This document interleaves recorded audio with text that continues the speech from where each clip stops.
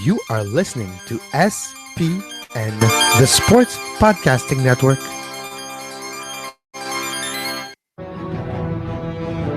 وتكلم هناك لشوارزنيجر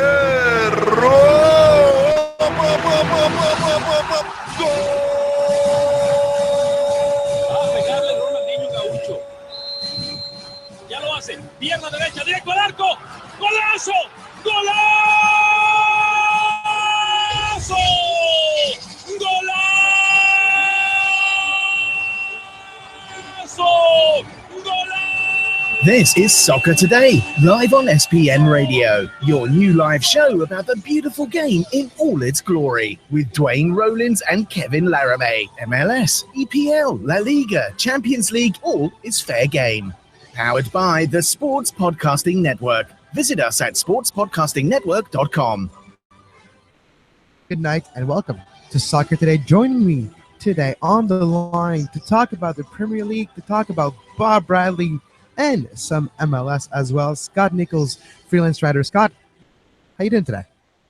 Not bad, Kevin. How are you, sir? I am doing pretty good. It's a case of a very chilly Monday morning here on the East Coast. When we're looking at chilly mornings, Monday mornings, it's always tough for Swansea lately. What can you tell us overall about Bob Bradley and how defiant he's been amongst all the fan criticism that he's going to get sacked on Monday morning? Well, I think that he is a very interesting person, Bob Bradley. He's a very strong-willed person, so this doesn't surprise me in the slightest. I interviewed Bob recently it's on another podcast, but I interviewed him and he said, you have to have the confidence to go into that locker room and not have to fear for your job, not think that you're going to lose it, because if you do and you portray that to your players, then you're not going to last 5 minutes. So I don't think, and then let's be honest, Swansea's had 3 managers already in the space of a calendar year, I think. So I don't think Hugh Jenkins is really thinking about making another change as now. I think that he realizes now that they need some stability, and regardless of results, they need to give Bob Bradley a chance. They need to at least have some semblance of continuity there. Do you see an improvement if you're looking at the last 10 games under Bob Bradley in the Premier League? They've lost 6 of those. But do you see a growth? Do you see an improvement with the side, with the mentality, with the effort given by the players, which would indicate an influence by Bob Bradley in 10 games? Very difficult. I think they still lose their heads when things start going against them. And that's something that he's trying to combat. He'll freely admit that. You listen to my interview, he'll admit that. Now, I think if you look at the results they have had, 5-0 against Tottenham, they just should be losing to Tottenham. They lost to West Brom. Okay, but West Brom is mid-table in the Premier League. The game, I think their worst result, because that was a game that they could have won. And they won the other games that they won other game they could have won, should have won in Sunderland. They tied against Everton. I don't think that, as it seems like it is, I think he's got a massive, massive job to do there. And if anybody can do it, if anybody has the mentality to do it, I think that it's Bob Bradley. I think that if you look at the Premier League table right now, there's only 3 or 4 points separating Bob Bradley and Swansea from 13th place in the Premier League. So, look, they're not out of it yet. It's a bad run of results. It's not looking quite good. And yeah, they have some real issues with the mentality of the team when they go behind. But I think that if anyone could do it, it's Bob Bradley. If we're looking at the squad of Swansea, over the last few years, we had players emerge like the likes of Mishu and moving on and other players. Does this squad has what it takes to overcome a situation that, if you go 12 months ago, they were in the same situation and got out of it? Are they going to be able to get out of it this time as well? I think losing Ashley Williams was huge. And again, Bob Bradley will admit that. He said that to me in our interview. He said, hey, losing Ashley Williams was huge. And it is a huge thing. And you look at the combination of central defenders that they've used, and it's just not good enough for the back right now. But I think that it'll get there. They're already looking, they're identifying, doing their due diligence on who they want to sign in the January transfer window. But I think that you'll try and see them sign some defensive reinforcements. Now, here's the thing, though, is that it's very tough to add to a team that is doing or perceived to be doing as poorly as that they're doing right now. So think what you've got to remember is it's going to be tough for them to get these new players in. But I think the squad that they have, the players that they have, isn't actually that bad. I think it's just a case of there was a lot of tumultuous things going on in the dressing room under Guidolin, and I think that he kind of lost the dressing room. And I think that these players are inherently just not scared, but they're inherently untrusting of managers right now. So that's something that he has to work on too. If we go to the Premier League as a whole, this weekend, a 1-0 win of Chelsea was very impressive. But what was impressive is Manchester City beating Arsenal, almost giving Chelsea the title for sure. How are you looking at the Premier League at this point? Is it Chelsea to lose already? I think I was talking about this today with my father, and I think we're full disclosure, we're big Chelsea fans, and we were saying how we could never have dreamed that this would happen in August. Now, saying that, right now, we are where we are, and it's certainly got to be our Premier League, Chelsea's Premier League rather lose. That's not to say that there's no challenge from any other teams. I think Arsenal and Manchester City and Liverpool can still, it's only a couple of results away from being very, very close. It always is a Premier League, we always know this. Chelsea have no distractions. They have no European soccer to deal with. They can, look at the amount of changes they've made this season. I think it's less than double digits still. And we're 17 games into the actual starting lineup of the team. Pep Guardiola 50. So if you think in that sense, there's some consistency there with Chelsea that other teams don't have the luxury of having. So I think that's going to become a bigger and bigger deal in the Premier League going forward. I'd be really interested to see if that was the case next season, the season after, etc. It's incredible that you mentioned the lack of European distraction for Chelsea.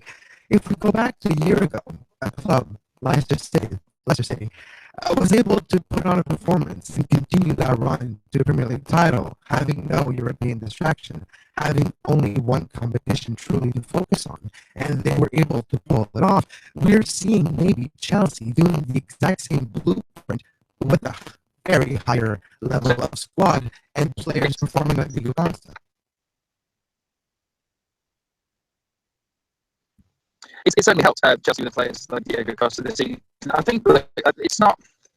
It's the way we expected them to play last season. It's what you thought might happen. It's I think largely not even down to the players that Chelsea brought in that they've got now. That sort of disposal. It's all about Antonio Conte for me. That how he's brought that sort of mentality, that sort of mental strength that they haven't seemed to have for a long time now. Yeah, I think really, if you're going to look at it, you've got to look at one man. That's Antonio Conte for me. Obviously, the performances of players like Hazard and Costa have boosted this season, certainly. But again, I still think that's under the sort of tutelage and the coaching and the sort of mental coaching in a way of Antonio Conte too. Yeah, well, this turns to a Chelsea interview now, but because I do like my Blues as well. If you're looking at players like Victor Moses, for me, it's like the epitome of what Antonio Conte does to a club. He takes what he has. He looked at the roster like, oh yeah, he's coming back on loan. I can actually maybe use him. Let's try this. And oh, look and behold, it's working. Well, I'm keeping him. Never mind what the other managers thought for the last 2-3 years. I'm going to use this player, and it gives the roster confidence. I don't know, because everybody's looking at Victor Moses performing well at the club on loan, and like, look, we could be playing with him. And now he's back, he's in the fold. I think it shows what Antonio Conte is willing to do for a club.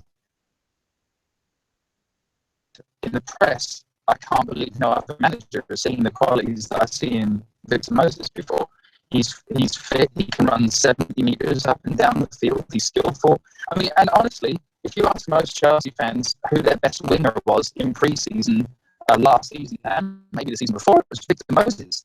The fans really did think that he really did. They really did feel like he deserved a place on that starting, well, not starting 11, but certainly in the first team. And they were a bit perplexed the last couple of seasons when he went out on loan because of the lack of depth in the squad. That was sort of why they had to sign Pedro last season. There was a bit of lack of depth at the attacking midfield, sort of outside winger position, inside forwards, whatever. But he's there now, and Conte, you're right, he does these things. He did it with Juventus as well, where he just takes everything that he has and he finds a system. I mean, look, we're so used to managers coming in and playing a similar system to the other manager before because of the players that they have at their disposal. And honestly, Conte in the second half of the Arsenal game just ripped up the script, and he said, "No, this is my way. Now this is what we're doing." There's not been a manager that we've had like that at Chelsea for a long time, so I think that it's imperative that managers look at the squad, look at what they've got, and try and make a way to work it in the best way that they can, rather than sort of what's going on at Man City right now. Pep Guardiola, where he's saying, "This is my style. These guys don't suit my style. I need to get new guys who suit my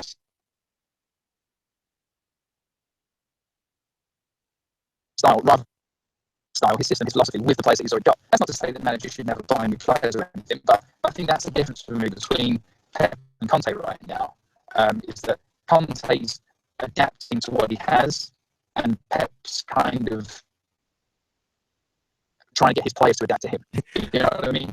I think that's the biggest difference. Yeah, the analogy I could use, Scott, is Antonio Conte has a square peg, he has a round hole, but he uses a file to make the square fit, while Guardiola is still pushing that square peg to make it fit in the round hole. So it's a little bit two different mentalities. It's why Chelsea will be most likely selling Oscar. Look, Oscar's a good player, but at the same time, there's no role for him. And it's why the same it's about like Fabregas being on the bench all the time. At the start of the season, I was screaming for him to be in the team. A lot of Chelsea fans were. But we see now. We see that, this is the system that Antonio Conte wants to play. And that's just the way that it's got to be. There's going to be casualties. Same with when Marta was at Chelsea under Mourinho. He didn't suit his system for whatever reason, so he sold him. And you mentioned Fabregas, Scott, and even Fabregas, once he found the way to play under Conte, is having success lately for the club as well. Good goals in very important timing. So it is interesting to see the club bigger than one of those players. It's actually interesting as well that if you look at the centre midfield position, and I was just talking again today about how well Chelsea have defended as a team all year, but at the same time they haven't really needed to defend or do too much because they're just so well organised and well set up that the defenders, when they do things, they have to do things, they do very well, but they don't have to do it a lot. And I was looking at the three Chelsea centre midfielders today. I was looking at Kante, Matic and Fabregas. Receptions per 90, clearances per 90 minutes, passing accuracy, key passes, etc., and they're so similar. The one thing that does stand out is that N'Golo Kante is making something like 2.8 interceptions per 90 minutes, and then it drops right off with Emmanuel Matic to 1.4, and then Fabregas is like 1.3. But they're all eerily similar in every other facet. It's actually very strange. Obviously, Fabregas is a bit higher for key passes because he's just that's part of his game. But it's actually funny to see how much of a system it really is. It's like a plug and play. Everyone can do well, all that kind of stuff. It's really something special that Conte's put in, something that we've really sort of never really seen in the Premier League before, in that it's just plug the next man up, kind of like the Patriots, right? The kind of like the Patriots just do your job, get in there, do your job, next man up. Exactly. The name in the badge doesn't matter. It's the badge in the front. To finish the interview, Scott, we've met in a playoff game in Montreal versus the New York Rebels. How have you experienced the MLS Cup playoff this season that's finished in Toronto last weekend with the Seattle Sounders raising the MLS Cup this year? It was a great experience. Montreal is one of my favorite cities I've ever been in. I just wish I could have seen the corner from the press box, but that's another story. Hey, you're lucky you were in what Toronto, because from the press box in Toronto, you don't even see half the field. Oh, there you go. See, I don't know. I wasn't there in Toronto, so I couldn't be there in Toronto. But it was a great experience. I went down to the Rebel Arena and covered it there. But MLS Cup playoffs is something special, man. I mean, it's really, really cool. It's a really cool atmosphere. People love their soccer in Montreal that I noticed. I mean, it was huge. And I think we had a really, really good playoff series. I mean, I know there was the sort of trouncing of NYCFC, but I think we'll see them come back stronger next season with whomever they might sign as the DP.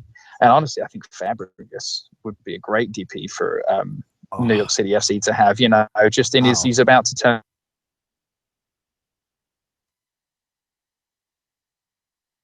They can certainly transfer fee at anything that I think would be good. But the MLS Cup playoffs are great. I think Seattle deserved to win. I don't think that just because you have 20 shots in a game and the other team has 0 that you deserve to win automatically, because you got to score a goal. And if you don't score a goal, Stefan Fry, I mean, if they don't make that save, that freeze frame with that save into a Michael Jordan-esque silhouette kind of thing, and put it on T-shirts, they're missing a marketing opportunity. Because that was incredible. That was just an incredible save. Air Fry. That needs to be. And sometimes Air Fry, right? And here's the thing. Sometimes you need those moments, right? In fun. And it could be like a really, really, it could be a screamer sort of goal from 40 yards. It could be an overhead kick. So a real moment of brilliance. That doesn't always happen on the offensive side of the ball. Sometimes it happens on the defensive side of the ball. And that's what happened with Stefan Fry. I thought that header was in. Josie Altidore thought it was in. You watch his face. He can't believe that Stefan Fry in -10 Fahrenheit wind chill weather could get his feet from underneath him and go back the other way and claw that ball from the corner. It was incredible.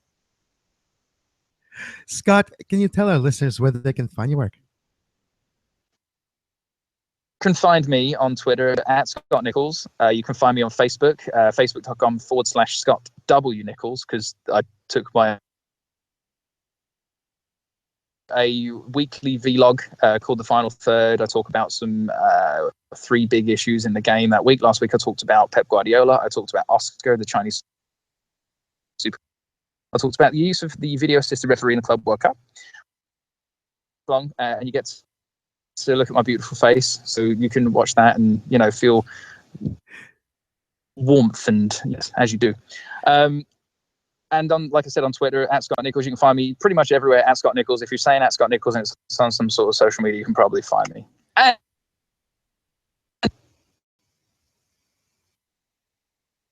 All right, we're losing Scott. Scott is in London as we speak. Scott, thank you very much for joining us today on Soccer Today. We'll take a quick break and we'll be right back.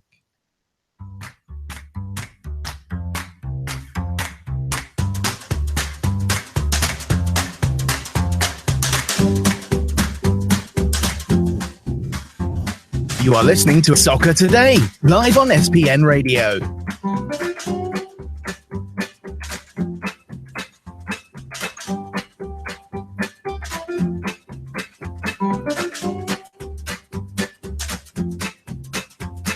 Visit sportspodcastingnetwork.com for more.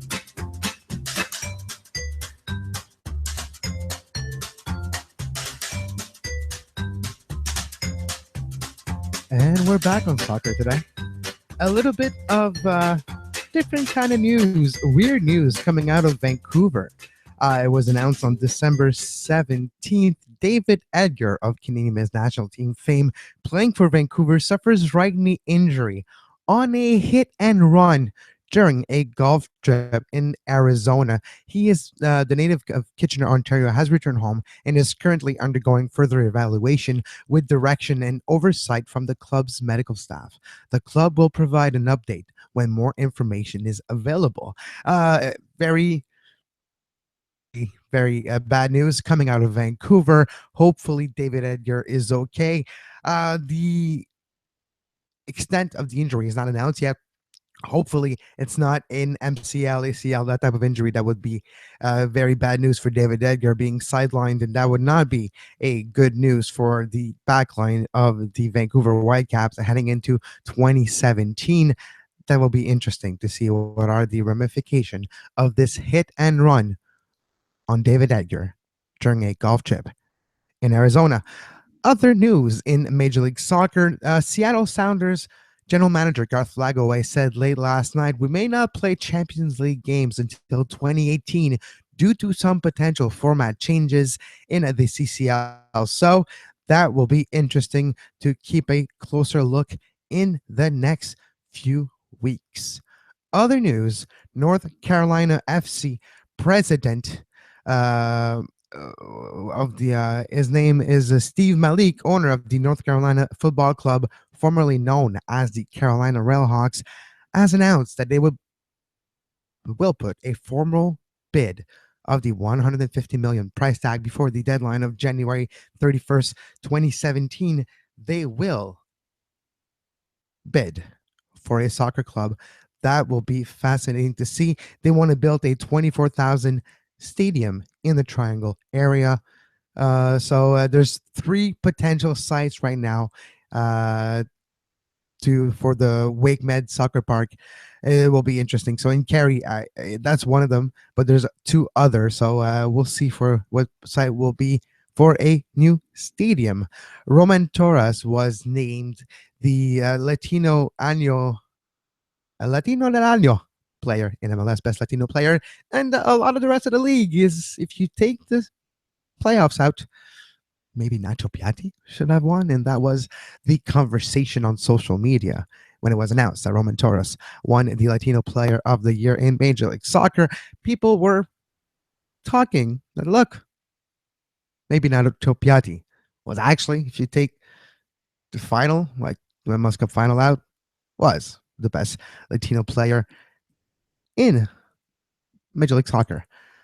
Saprissa, Kevin Laramee, player of the Canadian men's national team, has signed a new contract with Saprissa in the Costa Rican League.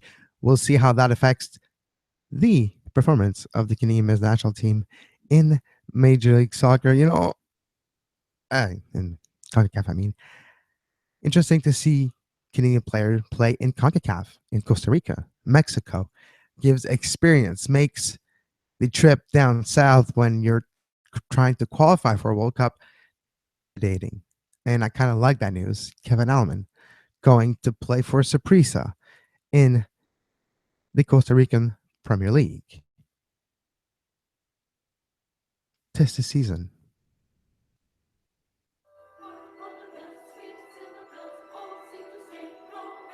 All the money in the cash register, Mr. Duncan is going to donate to the Children's Hospital. At midnight tonight, we're hitting Duncan's toy chest. We can mess with a lot of things. We can't mess with kids on Christmas.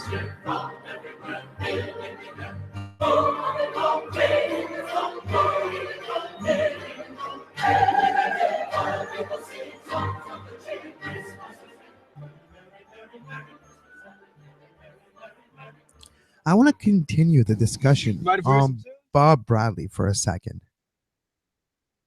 We mentioned with Scott earlier today that Bob Bradley was defiant. Bob Bradley, the fans that were traveling to Borough to play the Swansea and Bob Bradley, 400 or so, were chanting, "Oh, you're sacked on Monday morning." Monday morning has passed and he hasn't been sacked. Stability might be what the Swans need. Bob Bradley kind of needs to do what he's doing, which is trying to form this us against the world mentality of this locker room. To fight the fight, like he is talking about, you kind of need that us against the world mentality. And it doesn't come in or in a month or in 2.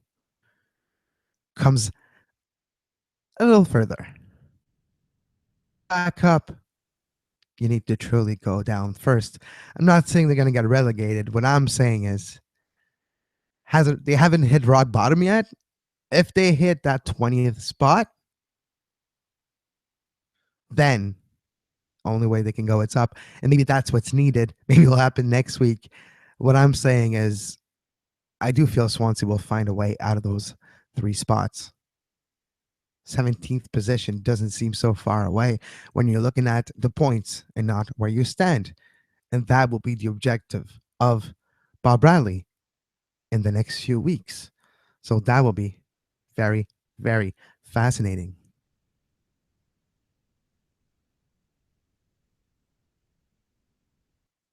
You mind if we hear some tunes? Hey, that'll work. You got any Christmas music? This is Christmas music. It was December 24th on Hollis Ave at the dark, when I see the man chilling with his dog at the park. I approached him very slowly with my heart full of fear. Looked at his dog, oh my God, a ill reindeer. And wanted to take this opportunity to wish all of our listeners a very happy holiday season from the Two Solitudes and the Five Rings podcast. From both myself and Kevin, we wish you all the best. And welcome back to Soccer Today. If you have any questions, you can always email us, sportspodcastingnetwork@gmail.com, or on Twitter @sportspodnet. You can follow me on Twitter as well at Kev Laramee. And until tomorrow for Soccer Today, well, have a great soccer. You were listening to SPN, the Sports Podcasting Network. Visit us, sportspodcastingnetwork.com.